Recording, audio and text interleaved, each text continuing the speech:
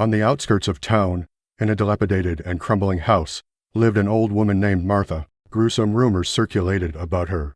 Some said she was a witch, while others claimed she kidnapped children. One evening, 3 friends, Kirill, Enya, and Maxim, decided to investigate these rumors. They crept up to Martha's house and peered through the window. The room was in chaos. Things were strewn everywhere. Strange herbs and books were scattered on the floor. And in the corner, on the bed, sat Martha herself. She was muttering something to Herschel. The friends, gripped with fear, ran away from the house. But Kirill, the bravest of them all, decided to go inside. He quietly crept into the house and hid behind a curtain. Martha didn't notice him. She continued to mutter spells and wave her hands. Suddenly, out of nowhere, a ghost appeared in the room. He was dressed in rags, his face twisted with malice. Martha, seeing the ghost, trembled. She began to chant spells even faster. The ghost lunged at Martha. She screamed and fell to the floor.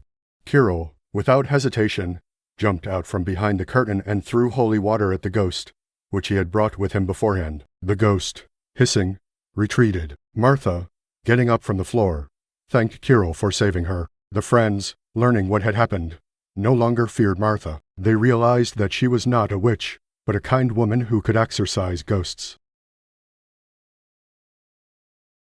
In the dark, silent night, an old woman was digging at the cemetery. She was looking for the grave of her long-dead husband. Suddenly, she heard a rustle behind her. She turned around and saw a ghost. The ghost was dressed in a military uniform. He was pale and grim. The old woman was not afraid. She approached the ghost and asked him what he needed. The ghost said that he could not find peace. He asked the old woman to help him.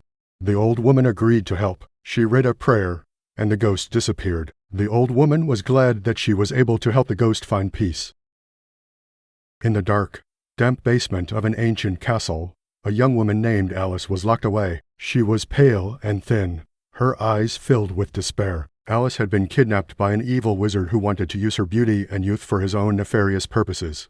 One night, a knight named Arthur made his way into the basement. He was brave and strong, and he was determined to rescue Alice. Arthur fought the wizard and defeated him. He freed Alice from her captivity, and together they left the castle.